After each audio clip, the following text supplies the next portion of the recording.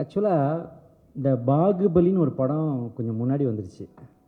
Suppose அது வராமல் இருந்திருந்ததுன்னா இந்த காஷ்மோரா வந்து ஒரு இந்தியாவின் மிக முக்கியமான படங்களில் ஒன்றா அமைஞ்சிருக்க வாய்ப்பு இருக்குது. இப்போவும் அதுக்கு அந்த பிரம்மாண்டம் இருக்குது. கிட்டத்தட்ட சொன்னாங்க, எல்லாருமே சொன்னாங்க, பொதுவாக யூஸ்வலாக ப்ரொடியூசர்ஸ் வந்து ஒரு பாவம் ஃபஸ்ட் டைம் அவருக்கு எப்படி பேசன்னு அவர் என்ன சொல்லிட்டாரு, 3 வருஷமாக கஷ்டப்பட்டோம் அப்படின்ட்டாரு. பொதுவாக 6 வருஷம் கஷ்டப்பட்டால் கூட 3 மாதத்துக்கு முன்னாடி தான் ஷூட்டிங் ஆரம்பித்த மாதிரியே பேசுவாங்க. அப்போ தான் அந்த நியூனஸ் இருக்கும். ஆனால் அவர் உண்மையை சொன்னார். பிரபு சார் வந்து உண்மையை சொன்னார். 3 வருஷமாக, இந்த 3 வருஷத்தில் யூனிட்டில் எத்தனை பேருக்கு பர்த்டே கொண்டாடி இருப்போம், என்னென்னமோ நடந்தது.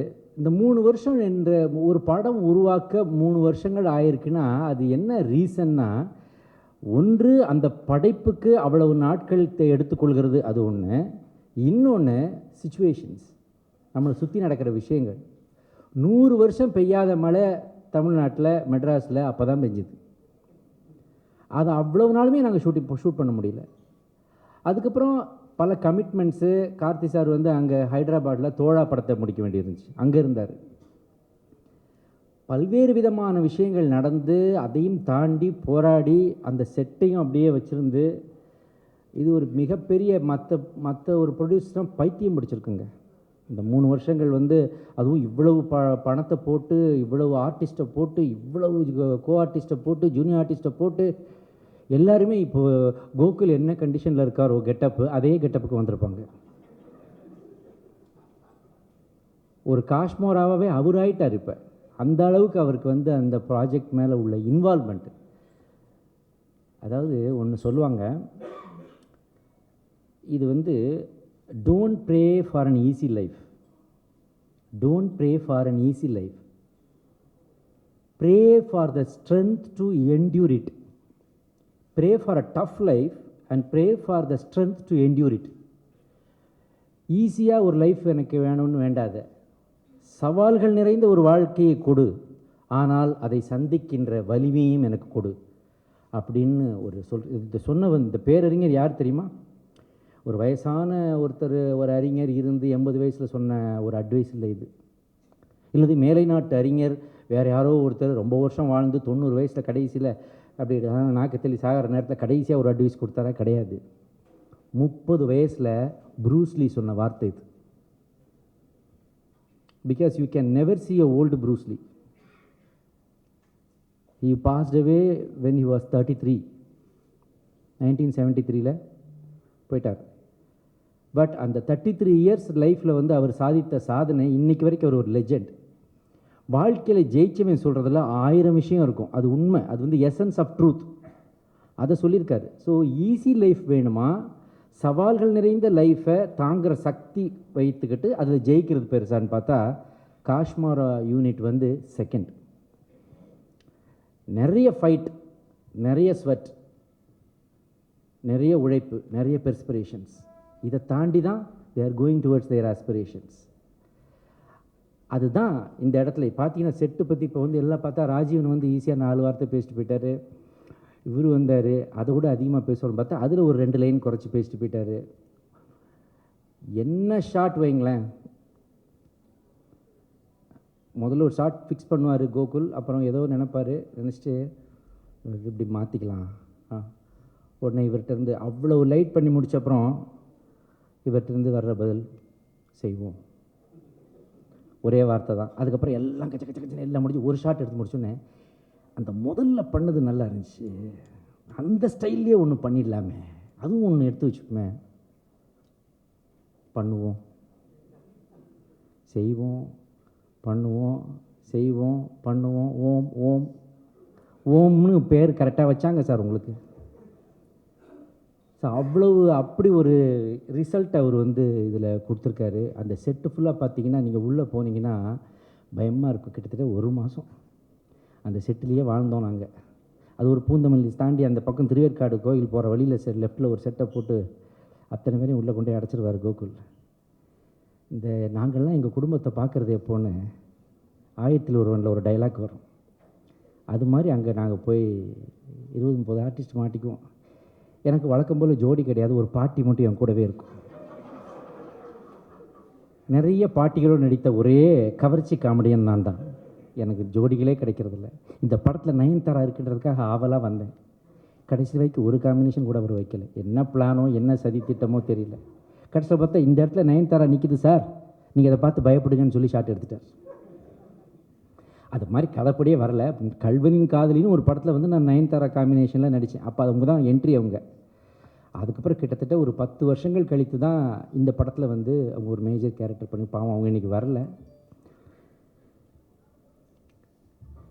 இப்போல்லாம் சில ஹீரோயின்ஸ் வந்து இந்த மாதிரி ப்ரமோஷன்ஸ்க்கு வர மாட்டேங்கிறாங்க. கேட்டால் அதுக்கு ஒரு நல்ல பதிலும் சொல்கிறாங்க. இப்போ தான் மீடியாஸ் வந்து கவனமாக நான் சொல்கிறத எடுக்கிறாங்க. இன்றைக்கி ஸ்கூப்பு கிடச்சிதுரா, மேட்ரு மாட்டுச்சுரா, ஏத்துறா ஏத்துறா, ட்விட்டரில் ஏத்துறா, ஃபேஸ்புக்கில் ஏத்துறா ஏத்துறா. அது தவறாக சொல்லலை. அவங்க கடைசியில் பார்த்தா அதுக்கு ஒரு பியூட்டிஃபுல் ரீசன், வெரி வெரி புத்திசாலித்தனமான ஒரு பதில் கொடுக்குறாங்க. என்னென்னா, நாங்கள் வந்தால் சென்டிமெண்ட்டாக அது சரியாக இருக்க மாட்டேங்குது, அதனால் நாங்கள் வர்றதில்ல. இதே மாதிரி ஃபைனல் பேமெண்ட் வாங்கினா சென்டிமெண்ட்டாக சரியில்லைன்ட்டு விட்டுட்டாங்கன்னா ப்ரொடியூசருக்கெலாம் எவ்வளவு நல்லாயிருக்கும். இந்த மாதிரி ஒரு சென்டிமெண்ட் வரலாமே. லாஸ்ட் பேமெண்ட் வாங்குறதில்ல. எனக்கு அந்த படம் நல்லா ஓடணும், அதனால் லாஸ்ட் பேமெண்ட் நான் வாங்க மாட்டேன். அந்த படம் நல்லா ஓடணும் அப்படின்ற ஒரு சென்டிமெண்ட் வந்தால் அதுவும் நான் ப்ரொடியூசர்ஸ்க்கெல்லாம் ரொம்ப நல்லாயிருக்கும். அதையும் அவங்கெல்லாம் கொஞ்சம் யோசித்து பார்க்கணும். இந்த படத்தோட இன்னொரு ஹீரோயின் வந்து ஸ்ரீதிவ்யா இல்லையா? அவங்க ஸ்ரீதிவ்யா ஒரு நாள் வந்து, இதுவும் ஒரு நல்ல ஸ்கூப் தான் உங்களுக்கு. ஸ்ரீதிவ்யா கேரவனில் இந்த சைடு ரூம் என்னோடது, அந்த சைடு ரூம் ஸ்ரீதிவ்யாவோடது. ஒரு நாள் ஷூட்டிங் முடிய போகிற டைம் வந்துடுச்சு. இதையும் என்னால் பொறுக்க முடியல. பாருங்கள், உங்களுக்கு எப்படியெல்லாம் கொடுக்குறேன் பாருங்கள். டக்குன்னு இறங்கி வெளியில் அங்கே இங்கேயும் பார்த்தேன். யார் இல்லாத நேரத்தில் படக்குன்னு அந்த கதவை திறந்துட்டு அவங்க ரூமுக்குள்ளே போயிட்டு பார்த்தா உள்ளே போனால் பேர் அதிர்ச்சி, ஸ்ரீதிவ்யாவும் அவங்க கூடவே அவங்க மதரும் உட்காந்துருக்காங்க. இருந்தாலும் என்னால் என் மனசில் இருக்கிறத சொல்லாமல் இருக்க முடியல. நான் சொல்லிடட்டுமா ஸ்ரீதிவ்யா அப்படின்னு கேட்டேன். சொல்லுங்க சார், நோ ப்ராப்ளம், சொல்லுங்கள், I am your big fan, சொல்லுங்க அப்படின்னாங்க. டெய்லி மத்தியானம் உங்கள் ரூம்லேருந்து ஒரு நல்ல வாசனை வருது, என்ன அப்படி சமைக்கிறீங்க? நான்லாம் யூனிட்டுக்கு கொடுக்குறது தானே சாப்பிட்றேன், உங்கள் ரூம்லேருந்து மட்டும் அப்படி ஒரு அரோமா வருது, அப்படி ஒரு டெலிஷியஸ் ஃபீல் கிடைக்குதுன்னு பார்த்தா மிளகா பொடி, பருப்பொடி, கோங்கூரா பொடி, ஆந்திராவில் இதெல்லாம் உட்காந்து அங்கேயே உட்காந்து செய்துக்கிட்டு இருக்காங்க. அந்த வாசனை அப்படி அடிக்கும். பின்ன ஒரு மாதமாக ஒரே ஷூட்டிங் போய்கிட்டு இருந்தால் இதெல்லாம் நடக்காத? கடைசியில் உடனே ஓ அதுக்கு தான் வந்தீங்களா சார்னு சொல்லி ஒரு டப்பாவில் போட்டு அந்த பருப்பு பொடி, பப்பு பொடி கொடுத்தாங்க. ஸோ போச்சா ஸ்கூப்பு, எதையோ எதிர்பார்த்தீங்களே. ஸோ அது வந்துச்சு. இப்போ அது அந்த யூனிட் போன உடனே பார்த்தாக்கா அங்கங்கே இருந்து ஒரே அந்த நூலாம்படை, இந்த பழைய காலத்து ஒரு பேய் இருக்கிற ஒரு அரண்மனை இருந்தால் எப்படி இருக்கும் அந்த மாதிரி செட்டு. இந்த செட்டுக்குள்ளே போயிட்டே இருக்கும்போது ஒரே ஒரு இடத்துல மட்டும் ஒரு நூலாம்படை கருப்பாக இருக்குது. அது மட்டும் அங்கேயும் இங்கேயும் நகருது. கடைசியில் யாருன்னு பார்த்தா ஓமோட ஹேர் ஸ்டைல் இது. ஸோ இப்படி ஒரு படம் பண்ணோம். இவ்வளவு கஷ்டப்பட்டு 3 வருஷத்துக்கு அப்புறம் இந்த உழைப்பை இதை நீங்கள் பத்திரிகை ஊடகங்கள் நெஞ்சில் கொஞ்சம் வாங்கிக்கங்க. ஏன்னா இதுக்கு எவ்வளவு பொருட்செலவு, வெறுமனே ஆர்டிஸ்டோடைய பேமெண்ட் மட்டும் இல்லாமல் எல்லா விதத்துலேயும் எல்லா கிராஃப்ட்லேயுமே செலவு இருக்குது இந்த படத்தில். இந்த படம் கார்த்தி சாரோட சினிமாட்டோகிராஃபி, சினிமா லைஃப்பில், ஃபில்மோகிராஃபியில் ஒரு மிகப்பெரிய படமாக இருக்கும். இந்த படம் கார்த்தியோடைய இன்னொரு டைமென்ஷன். அவர் வில்லேஜ் கேரக்டர் பண்ணார். அப்புறம் அதுலேயே கொஞ்சம் முரட்டத்தனமாக, அந்த வில்லேஜ் கேரக்டர் ஃபஸ்ட்டு படமே முரட்டத்தனமான வில்லேஜ் கேரக்டர் பண்ணார். ஒரு ஆங்கிரி யூத்துன்னு சொல்லுவாங்களே அது பண்ணார். அதுக்கப்புறம் கொஞ்சம் கொஞ்சம் ஹியூமர் பண்ணார். ஆனால் என்னடா இப்படி பண்ணிட்டாரே அப்படின்னு மிரள்ற மாதிரி ஒரு படம் தேவைப்படுது இல்லையா ஒரு ஆர்டிஸ்ட்டுக்கு? அதுவாக இந்த படம் அமையும். அது முழுக்க முழுக்க டைரக்டர் கோகுலோட உழைப்பு தான். எப்படின்னா கதை சொல்லும்போதே அந்த காட்சிகள் கண் முன்னாடி விரிகிறது சில இயக்குநர்கள் தான் அந்த கதை சொல்லும்போது பண்ண முடியும். கோகுல் வந்து ஒரு பேய் தனக்குள்ளே பூந்துக்கிட்டுச்சுன்னா எப்படி இருக்குமோ அதே மாதிரி தான் கதையை சொல்லுவார். அந்த இதில் வந்து இது வந்து இது ஃபுல் கதையும் நான் சொல்லக்கூடாது. உங்களுக்கு தேவையான ஃபுல் ஹியூமர் பல படங்களை நீங்கள் மிஸ் பண்ண ஒரு விவேக் இந்த படத்தில் பார்ப்பீங்க. அந்த அளவுக்கு ஹியூமர் நான் என் கெட்டப்பே நான் பாருங்கள் 3 வருஷமாக நான் எப்படி இருந்தேங்க. என்னை ஆக்குனது அவர் தாங்க, கார்த்தியோட அப்பா. இது என்ன கூத்துனா நான் கொஞ்சம் மாதிரி ஜம்பிள் பண்ணி பேசிகிட்டு இருக்கேன், எங்கே என் மனசில் வரதெல்லாம் பேசிகிட்டு இருக்கேன்னு வைங்களேன். ஒரு 30 வருஷத்துக்கு முன்னாடி உங்களுடைய நினைவலைகளை உங்களை எல்லாம் தூக்கிட்டு போகிறேன் நான். இப்போ 30 வருஷத்துக்கு முன்னாடி அப்போது சத்தியம் அது நிச்சயம் அப்படின்ற ஒரு படத்தோட படப்பிடிப்பு. இங்கே இருக்கிற பல பேர் அப்போ பிறந்திருப்பீங்களா எனக்கு தெரியல. 30 வருஷம். அந்த படத்தில் என்னோட அப்பாவா பிறந்துட்டீங்களா நீங்கள்? இல்லையா? பிறக்காமல் ஒர்க் பண்ணாரா? அவங்க ஃபாதர் ஒர்க் பண்ணியிருப்பார், நீங்கள் வேறு எங்கேயாவது ஒர்க் பண்ணிட்டுருப்பார். 30 வருஷத்துக்கு முன்னாடி சத்தியம் அது நிச்சயம்ன்ற படம். அந்த படத்தில் என்னோட அப்பாவா நடித்தது சிவகுமார் சார். விதி எப்படிலாம் சுற்றி வருது பார்த்தீங்களா? 30 வருஷம் கழித்து கார்த்திக்கு நான் அப்பாவாக நடிக்கிறேன். ஆனால் அந்த ஷூட்டிங் நடக்கும்பொழுது சிவகுமார் சார் ஒரு விஷயம் சொன்னார், அதை நான் இந்த இடத்துல ஞாபகப்படுத்த விரும்புகிறேன்.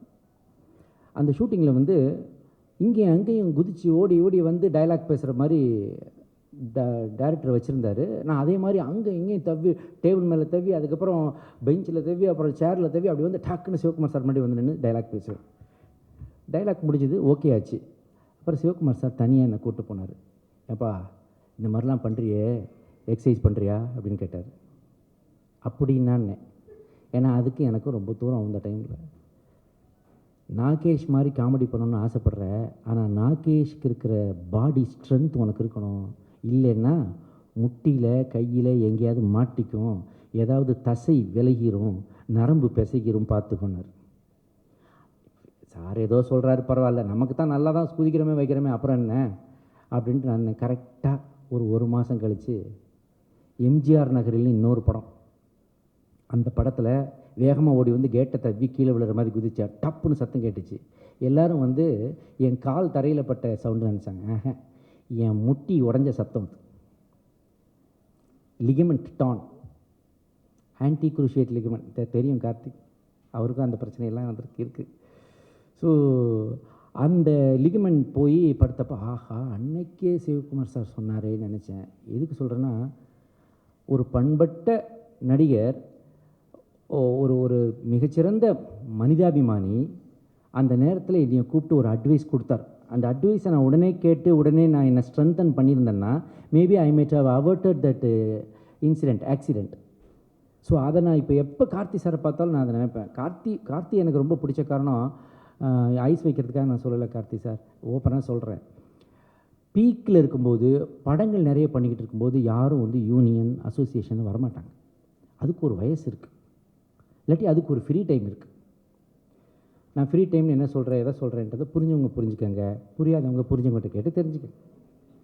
பிஸியாக இருக்கும்போது யாரும் வந்து இந்த யூனியன், இந்த அசோசியேஷன், இந்த ரிஸ்கெல்லாம் எடுத்து தான் தலையில் போட்டுக்க மாட்டாங்க. ஆனால் கார்த்தியும் விஷாலும் வந்து அதில் எவ்வளவு சின்சியராக டெடிக்கேட்டடாக எல்லாத்தையும் விட்டுட்டு அதுக்காக அலைஞ்சு அதில் ஒரு இடத்தை பிடித்து அதன் பிறகு அதன் மூலமாக தொடர்ந்து நலச்சேவைகளை செய்து கொண்டிருக்கிறார்கள் அப்படின்றது எல்லாருக்கும் தெரியும். அது எனக்கு பிடிச்சிருந்துச்சு. நாங்கள் ஹைதராபாத்தில் ஷூட் பண்ணிகிட்டு இருக்கும்போது இங்கே மழை வந்துருச்சு, ரோடெலாம் கட் ஆகிடுச்சு, மின்சாரம் போயிடுச்சு, நகரே ஸ்தம்பிச்சு கிடக்குது, எங்கே பார்த்தாலும் வெள்ளம். அப்போ வந்து அவர் அங்கே நடிக்கும்போது யூஸ் டு டெல் மீ, என்ன சார் பண்ணலாம், கஷ்டப்படுறாங்களே சார் மக்கள், டெய்லி படிக்க டிவியில் பார்க்க மனசு கஷ்டமாக, உங்களுக்கு என்ன சார் வந்தது, நீங்கள் இங்கே ஷூட்டிங்கில் தான் இருக்கீங்க. இல்லை சார் நம்ம எதாவது பண்ணணும் சார், உங்களுக்கு எதாவது ஹெல்ப் பண்ணணும் சார்ன்ட்டு அடித்து பிடிச்சி விழுந்து ஒரு நாள் என்றைக்கு ஷூட்டிங் முடியுன்னு வெயிட் பண்ணி நைட்டோட நைட்டாக ஃப்ளைட்லேருந்து பெங்களூர் போய் பெங்களூர்லேருந்து பை ரோடு வந்து ஹைதராபாத்லேருந்து ஸ்ட்ரைட்டாக வர முடியல, எங்களுக்கு ஃப்ளைட்டே இல்லை, எந்த ஃப்ளைட்டுமே இல்லை. பெங்களூர் போய் பெங்களூர்லேருந்து வந்து பை ரோடு வந்து கஷ்டப்பட்டு வந்து அதுக்கு அடுத்த நாள்லேருந்து ஒவ்வொரு இடமா அலைஞ்சு ஹெல்ப் பண்ண அந்த மனித இதயம் இருக்குது பாருங்கள் கார்த்தி சார். அந்த நல்ல வாஸ்து உங்களுக்கு உள்ளே இருக்கிறது. ஸோ அதுக்காக வேண்டியே காஷ்மோரா நல்லா ஓடும் சார். உங்களுடைய பலத்தை கரத்தை கைத்தட்டலோடு அதை நான் அவருக்கு சொல்ல விரும்புகிறேன். உங்கள் நல்ல மனசுக்காகவே அது நல்லா ஓடும். அது மாதிரி எல்லாருமே அவங்க, அதாவது ஒரு படம் இத்தனை 27 டிபார்ட்மெண்ட்டுடைய உழைப்பு மிகப்பெரிய பொருட்செலவோடு வரும்பொழுது என்னோடய ரெக்வெஸ்ட் மீடியா மூலமாக பொதுமக்களுக்கு நான் வைக்கிற ரெக்வெஸ்ட் என்னென்னா, இந்த படம் பார்த்துட்ருக்கும்போதே கொல்றான்டா, பிளேடு அள்ளி வீசுகிறாங்கடா, இந்த மாதிரிலாம் அனுப்பாதீங்க. அதில் அதாவது மக்கள் படத்தை முழுக்க பார்க்க விடுங்க. முந்தி இப்போ நான் சொல்கிறேன், அன்னைக்கிளின்னு ஒரு படம் வந்துச்சு. அன்னைக்கிளி படம் பிக்கப் ஆகலை. ஏனென்றால் அப்போ இப்போ மிக பெரிய பெரிய நடிகர்கள் நடித்த படங்கள் வரும்போது ஒரு சின்னதாக பிளாக் அண்ட் ஒயிட் படம் ஒரு புது சிவகுமார் சார் தான் இருக்காங்க. அதுபோக மற்ற எல்லாருமே புதுவங்கள், இசையமைப்பாளர் புதுவங்க, எல்லாம் ஒரு சின்ன பட்ஜெட் படம், சின்னதாக ஒரு படம் வருது. அந்த படம் ஒரு வாரம் வரைக்கும் பிக்கப் ஆகலை. ஒரு வாரம் தாண்டியும் பஞ்சு சார் நம்பிக்கையோடு இருக்கார். அதுக்கப்புறமும் அது பிக்கப் ஆகலை. 2வது வாரம் முடியும் பொழுது அது அந்த படம் பிக்கப் ஆச்சு. அதுக்கப்புறம் அது ஹிஸ்ட்ரி.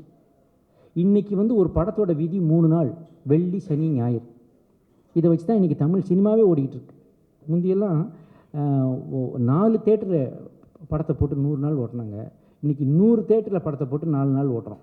அப்படி மாறி போச்சு சினிமா. அதுக்கு காரணம் நிறைய த்ரெட்ஸு. அந்த காலத்தில் அந்த படம் அன்னைக்கிளி சப்போஸ் 3 நாள் தான் பிக்கப் ஆகலை, தூக்குடான்னு சொல்லியிருந்தா இசைஞானி இளையராஜான்ற ஒரு மாபெரும் கலைஞரை நம்ம இழந்திருப்போம். சிவகுமார் சாருடைய ஒரு பண்பட்ட நடிப்பை நம்ம பார்க்காம விட்டுருந்துருப்போம். சுஜாதா மேடத்துடைய அந்த ஒரு அற்புதமான நடிப்பை நம்ம கவனிக்காமலே போயிருந்திருப்போம். இன்னும் எவ்வளவோ சொல்லிட்டு போகலாம். அந்த படம் ஒரு பெரிய ட்ரெண்ட் செட்டர் ஆச்சே. அதுக்கான அவகாசம் இப்போ இல்லை. அந்த இருக்கிற கொஞ்சம் அவகாசத்தையும் படம் பார்த்துட்டு இருக்கும்போதே அது சரியில்லை, இது சரியில்லை, மச்சான் போர் அடிக்குது அப்படின்ற மாதிரி தகவல்களை பரிமாறி ஒரு படத்தோட ஓட்டத்தை தடை செய்யாதீர்கள். இதுதான் என்னுடைய ரெக்வஸ்ட். நான் இங்கே வந்தவங்களுக்கு அதை சொல்லலை.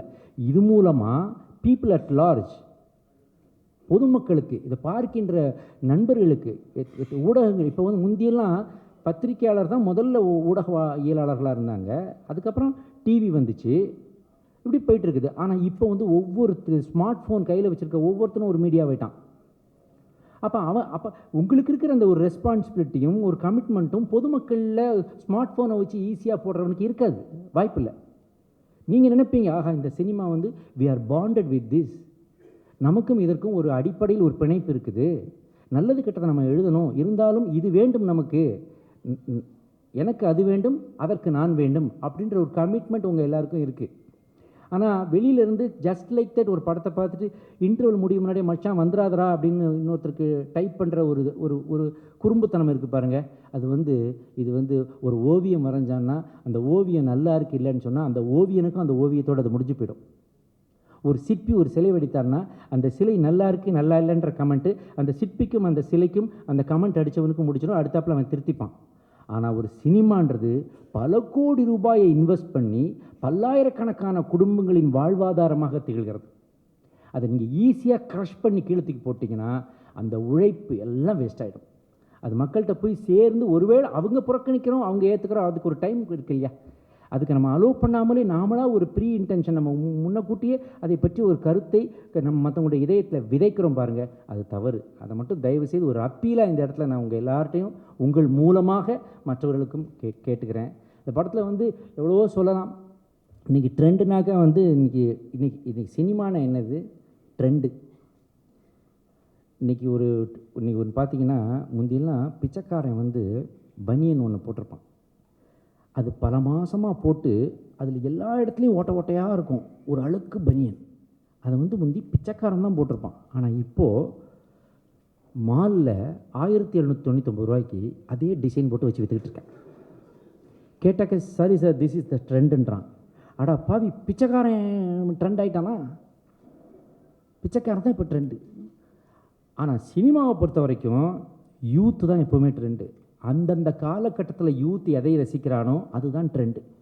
அந்த வகையில் இது நல்ல இசையா கெட்ட இசையா, இது உயர்ந்த இசையா தாழ்ந்த இசையான்றதெல்லாம் மக்கள் தீர்ப்பே மகேசன் தீர்ப்பு. இன்றைக்கி இந்த ட்ரெண்டில் இன்றைக்கி சிலருடைய மியூசிக்கை யூத்திட்ட போய் நல்லா போய் சேருது. அவங்க ஒருத்தருக்கு ஒருத்தர் பரவலாக பேசிக்கிறாங்க. இதை நானே எங்கள் வீட்டிலே கேட்குறேன். அப்படி பார்க்கும்போது சந்தோஷ் நாராயணன் இந்த படத்துக்கு மியூசிக் டைரக்டராக இருக்கிறது இந்த படத்தோட மிகப்பெரிய பலம். இந்த படத்துடைய இன்னொரு மிகப்பெரிய அட்ராக்ஷன் கார்த்தி சார் வேறு லெவல். அதை நான் சொல்ல விரும்பலை, அது படம் வந்தப்பறம் மக்கள் பேசுவாங்க, நீ எப்படி இருந்தீங்க சார் அந்த மாதிரி. அதாவது ஒரு ஷாட் வச்சாங்கன்னா இது வந்து டபுள் ஆக்ஷன். ஃபஸ்ட் டைமில் சார் டபுள் ஆக்ஷனு. இதில் வந்து பார்த்தீங்கன்னா இல்லை இந்த கெட்டப் போட்டு அந்த கெட்டப்பில் வந்துட்டு அந்த கெட்டப்பில் இருக்கவர்கிட்ட இந்த கெட்டப்பில் இருக்கவர் பேசணும். அந்த கெட்டப்பில் அவர் ரெடியாகி வருதாங்க வந்து மத்தியானம் 2 மணி ஆகும். அப்போ நான் சொல்லுவேன் 2 மணி ஆச்சு இப்போ வரைக்கும் நமக்கு ஷாட் வரல. அது எங்கேயாவது ஒரு இருட்டான இடத்துக்குள்ளே ஒரு கருப்பு டப்பா வச்சுக்கிட்டு பின்னாடி இந்த மாதிரி கெட்டப்பில் அவர் உட்காந்துருப்பார் டேரக்டர். அதனால் அவர் எங்கே இருக்காருன்னு தெரியாது. நாங்கள் எங்களுக்குள்ளே என்னோட கோ ஆர்டிஸ்ட் அந்த பாட்டி தானே, அதுக்கு நான் வேறு என்ன செய்ய முடியும், பேசத்தான் முடியும். புரிஞ்சவங்க புரிஞ்சுக்கங்க, புரியாதவங்க புரிஞ்சவங்ககிட்ட கேட்டு தெரிஞ்சுக்கங்க. பாப்பா பேராண்டிங்க அது வந்த உடனே நான் உட்காந்து பேசும்போது நான் சொல்லுவேன், ஏம்மா 2 மணி ஆகுது, பிரேக்கப் கூட விட மாட்டேங்கிறாரு, சாப்பிட கூட விட மாட்டேங்கிறாரு. காலையில் எதுக்காக 7:30 மணிக்கு வர சொன்னாங்க? 2 மணி வரைக்கும் ஷாட் வராதுன்னு தெரியும்ல. இது எல்லா ஆர்டிஸ்ட்டும் பேசுகிறது தான். சே அப்படின்னு பின்னாடி இருந்து ஒரு குரல் கேட்கும், காலையில் 3 மணிக்கு வந்து மேக்கப் போட்டு உட்காந்துருக்கேனே, அப்போ நான் யார்? அது யாருன்னா கார்த்தி சார். 3 மணிக்கு 4 மணிக்கெலாம் காலையில் போய் இந்த கேரமில் உட்காந்து அந்த கெட்டப் போடுறதுக்கு அவ்வளோ நேரம். அது ரொம்ப கஷ்டப்பட்டார். அந்த கஷ்டத்துக்கு, உண்மையான கஷ்டத்துக்கு, உழைப்பிற்கு, அந்த வியர்விக்கு கூலி என்று ஒன்று உண்டென்றால் அது மக்கள் காஷ்மோராவுக்கு தரப்போகிற மிகப்பெரிய வெற்றி தான். அது கிடைக்கும். எப்போவுமே சென்டிமெண்ட்டாக என்னமோ ஒன்று நம்ம மெட்ராஸ்லேருந்து கன்னியாகுமரி வரைக்கும் எல்லா இடத்துலையும் மக்களுக்கு ஒரு விஷயம் எப்படியோ புரியுதுங்க. இது வந்து நான் ஜஸ்ட் லைக்கில் உங்களோட பேசுகிறேன். இது குறிப்பிலேருந்து கூட நீங்கள் நீக்கிடலாம். என்னமோ ஒன்று அவனுக்கு தெரியுது. நியாயமான உழைப்பை சிந்தி ஒருத்தன் போராடினான்னா அவனை தூக்கி விடுவான் தமிழன். அது தமிழ்நாட்டில் நடக்கும். அது ஏதோ ஒன்று, அது எல்லாத்தையும் மீறி அவன் இருப்பா, நீ அங்கே இருப்பா அப்படின்னு சொல்லி, நம்மால்ப்பா நீ வாப்பான்னு சொல்லி அதை ஓட வைப்பாங்க மக்கள். அந்த சென்டிமெண்ட்டை வந்து யாராலையும் தடுக்கவே முடியாது. நல்ல படைப்பை தடுக்கவே முடியாது. அதில் ஒரு நேர்மை இருந்ததுன்னு வைங்களேன், அதில் ஒரு கஷ்டம். பிறகு எதுக்கு அழகாக ஒரு காமெடி படம் பண்ணிட்டு போகலாம், இல்லாட்டி ஒரு ஃபைட் படம் பண்ணிட்டு போகலாம். ஈஸியாக ஒரு 90 நாளில் ஒரு ஷூட்டிங்கை முடிச்சுட்டு அழகாக கல்லா கட்டிட்டு போயிடலாமே. போராடுறாரு கார்த்தி, எனக்கு இது வேணும்னு. அந்த போராட்டத்துக்கு ஈடு கொடுக்குறாரு ஒரு ப்ரொடியூசரு. என்ன சார், ஒரு படம், ஒரு பெரிய ப்ரொடியூசர் இப்போ அப்போ ஒரு முதல் படம் ப்ரொடியூஸ் பண்ணுறாரு. அப்போ வந்து அந்த படத்துக்கு அப்போல்லாம் வந்து படங்கள் 100 நாள் ஓடும், அதுக்கு கேடயம்லாம் தருவாங்க. இப்போல்லாம் அது வழக்கு ஒழிஞ்சு போச்சு. எல்லாருக்கும் கேடயம் கொடுத்து முடிச்சோடனே நான் பேச போகும்போது சொன்னேன், சார் ப்ரொடியூசர் சார், நீங்கள் பார்க்குறதுக்கு கொஞ்சம் ஸ்மார்ட்டாக இருக்கீங்க, இந்த சினிமா உங்களை விடாது, அடுத்து நீங்கள் தான் ஹீரோன்னு சொல்லி கதை சொல்லி வருவாங்க, ஏமாந்துடாதீங்க, ப்ரொடக்ஷனை மட்டும் பாருங்கள் அப்படின்னு சொன்னேன். அவரில் அதெல்லாம் என் நினப்பிலே இல்லை அப்படின்னு சொன்னவர் தான் உதயநிதி ஸ்டாலின். புரிஞ்சவங்க புரிஞ்சுக்கங்க, புரியாதவங்க புரிஞ்சவங்க கேட்டு தெரிஞ்சுக்கங்க. நான் வேறு எதுவுமே சொல்ல பிரபு சார். நீங்கள் என்ன தான் அந்த சைடில் ஒதுங்கினாலும் கூப்பிட்டு இழுத்து வச்சு குத்துவாங்க நம்ம ஆளுங்க. உஷாராக இருங்க. நல்ல படைப்புகளை தர்ற ப்ரொடியூசர் எங்களுக்கு, நல்ல ப்ரொடியூசர் நமக்கு தேவை கோகுல். ஸோ அதனால் நீங்கள் வந்து பி வித் அஸ் ஆல்வேஸ், ப்ரொடியூசராக இருங்க. டவுட்டு தாரா? ஏன் வந்துடுவார், வந்து முந்திக்கு இப்போ இன்னும் கொஞ்சம் மெலிஞ்சிருக்காரு. நான் நினச்சேன் படம் எடுத்ததில் டயர்டாகி மெலிஞ்சிட்டாராங்கன்னு நினச்சேன். 6 பேக் ரெடி பண்ணுறாரு போல. ஸோ ஒரு நல்ல இதையும் தாங்கினார் பிரபு. அந்த 3 வருஷம் ப்ரொடக்ஷனை தாங்கினார். யாருக்கும் எந்த குறையும் வைக்கலை. நாளாக வந்து பார்த்திங்கனாக்கா டீயே வந்து ஒரு மாதிரி டைலூட் ஆகும்.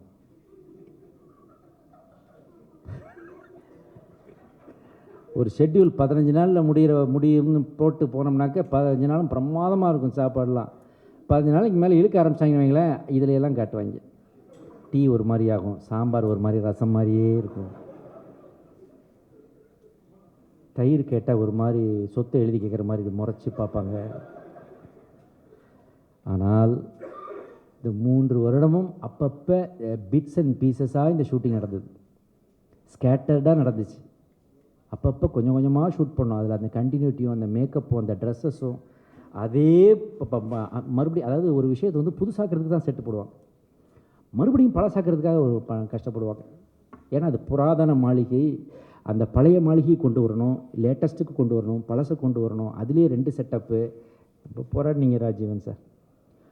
பொதுவாக இவ்வளவு உழைக்கிறவங்க மெலிவாங்க. அவர் அதே மாதிரி புஷ்டியாகவே இருக்கார், பெரிய set our.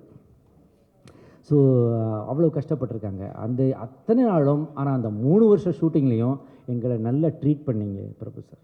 Treated as great way. We are very happy. So அதுதான் ரொம்ப முக்கியம். ஆரம்பத்திலேருந்தே இந்த படத்தை பற்றி கார்த்தி சார் வந்து ஒரு பாசிட்டிவாகவே இருப்பார். எப்படின்னா எப்போவுமே பாசிட்டிவாக இருப்பார். நான் சொல்லுவேன், என்ன சார் இதை போட்டு இவ்வளவு நேரம், நான் அப்படி கத்திக்கிட்டே தான் இருப்பேன். எனக்கும் கோகுலுக்கும் சின்ன சின்ன சண்டைகள்லாம் கூட வந்திருக்குது. நானும் எதிர்பார்க்கல, அது அப்படி ஆகிப்போச்சு. ஆனாலும் நாங்கள் வந்து ஒரு புரிதல் இருக்குது எங்களுக்குள்ள. அவர் என்னென்னா ஒரு 500 மீட்டருக்கு அங்கேருந்து ஏதாவது சொல்லுவார். நான் 500 மீட்டருக்கு அங்கிட்டு இங்கே ஹைவேஸில் நிற்பேன். எனக்கு சரியாக அது காதில் விழாது. அதில் 1 மோர் போவோம். இவ்வளவு பிரச்சனை ரணகலம் நடந்துக்கிட்டு இருக்கே. ஸ்மூத்தாக அப்படியே ஒரு செயின்ட் மாதிரியே அதை வேடிக்கை பார்த்துக்கிட்டு இருப்பார். ஓம் இருக்காரே, 1 மோர் போய்க்கலாம் அப்படின்னு முடிச்சிருவார். அவ்வளோதான். ஸோ இத்தனை பிரச்சனை இவ்வளவு நடந்திருக்குது. ஆனால் அந்த அவ்வளவு கஷ்டத்துக்கும் ஒரு பலன், அவ்வளவு தூரம் போராடி இருக்கிறார் அவர். அது வேணும், இது வேணும்னா இது வேணும் தான். அது வரும் வரைக்கும் அதை அவர் விட மாட்டார். 30 அடி உயரத்தில் 40 அடி உயரத்தில் காரை கட்டி மரத்தில் தொங்க விட்டு அதில் ஏற்றுறாங்க. அதில் ஏற்றி, சார் பேய் மரத்தில் கொண்டு காரை இழுத்து வச்சிருச்சு சார், நீங்கள் அங்கேருந்து பயப்படுங்கன்றாங்க. ஆட்டோமேட்டிக்காக பயப்படுவோம், அது ஒன்றும் கஷ்டம் இல்லை. ஆனால் பயம் எப்படின்னா மரண பயம். மரண பயம் எப்படின்னா என்ன நடந்திருக்கு. இதுக்கு முன்னாடி பாட்டி சொல்லை தட்டாதேன்னு ஒரு படம் ஏவிஎம்மில் எடுத்தாங்க. எஸ்எஸ் சந்திரன் பண்ண கேரக்டரை, அது டூயல் லாங்குவேஜ், தெலுங்குலேயும் எடுத்தாங்க. அப்போது அதில் எஸ்எஸ் சந்திரன் பண்ண கேரக்டர் பண்ணவர் இதே மாதிரி காரை தூக்கி, கார் பறக்கிற மாதிரி ஷாட் எடுத்து கிரேனில் வச்சு காரை அப்படியே தூக்கிட்டு போயிருக்காங்க. திடீர்னு கிரேன் மட்டும் போகுது, காரை காணோம். கார் கீழே விழுந்து அந்த ஆர்டிஸ்ட்டுக்கு முதுகு தண்டு உடஞ்சி கடைசியில் வீல் சேர்லேயே இருந்தார். இதெல்லாம் எனக்கு அந்த நேரத்தில் ஞாபகத்துக்கு வரும். கொண்டு மரத்து மேலே ஏற்றி 30 அடிக்கு மேலே காரில் உட்காந்து, ஆட்டுங்க, நல்லா ஆட்டுங்க. எங்கே ஆட்டுறது, எதை ஆட்டுறது, கார் ஆட்டுங்க, ஆட்டுங்க, நல்லா ஆட்டுங்க, நல்லா பயப்படுங்க, நல்லா பயப்படுங்க. அவ்வளோ கத்திக்குது. குடும்பமே உட்காந்துருக்கு காருக்குள்ளே. நான் வேறு யார், என் கோ ஆர்டிஸ்ட்டு பாட்டி. கார்த்தி சார் தப்பிச்சிட்டார், அவர் கீழே இருக்கார். அவர் வந்து ஃபைட் ஹீட்டில் முடிச்சுட்டு அவர் அங்கே இருக்கார். நாங்கள் காரில் இருக்கோம். காரில் உட்காந்து ஆட்டியா போடா முடிஞ்சுதான்னு பார்த்தா அப்படி மெதுவாக. இப்போ வந்து நீங்கள் வந்து யாருக்கு க்ளோஸ்அப் வைக்கணும்னா அப்படியே ஓமுக்கு க்ளோஸ் போகணும்.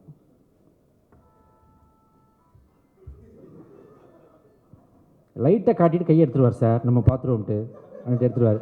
ஆனால் இவர் இல்லை, 1 மோர் வேக் சார், 1 மோர் மறுபடியும் ஏறுங்க, 1 மோர் போட்டு மறுபடியும் ஆட்டி எப்போ. ஏன்னா என்னதான் நமக்காக கட்டினா கூட இரும்பு கம்பி தானேங்க, கட்டு கம்பி தானே வச்சு கட்டியிருக்காங்க, வச்சுருக்காங்க. என்னென்னமோ சேஃப்டியெல்லாம் பண்ணியிருக்காங்க. உண்மைதான், நிறைய சேஃப்டி பண்ணி தான் உள்ளே உட்கார வைக்கிறாங்க. இருந்தாலும் அதையும் தாண்டி நடப்பது தானே ஆக்சிடெண்ட்டு. போட்டு ஆட்டி இப்படிலாம் சில ஃபிசிக்கலாகவும் கொஞ்சம் கஷ்டப்பட்டோம் இந்த படத்துக்காக. ஒரு 3 வருஷமாக அந்த வெயிட் தாடியோடையே இருக்க வேண்டியதாக இருந்துச்சு. எல்லாருடைய உழைப்பு இருக்குது. நாங்கள் இப்போ என்னுடைய உழைப்பெல்லாம் பெரிய விஷயம்னு சொல்ல முடியாது. நான் ஹியூமர் பண்ணியிருக்கேன், ஒரு டிஃப்ரெண்ட்டான ஒரு கேரக்டர் கொடுத்துருக்கீங்க கோகுல். I should thank you. ரொம்ப நல்ல கேரக்டர். எனக்கு கதையில் என்ன சொன்னீங்களோ அதை அப்படியே கொடுத்துருக்கீங்க.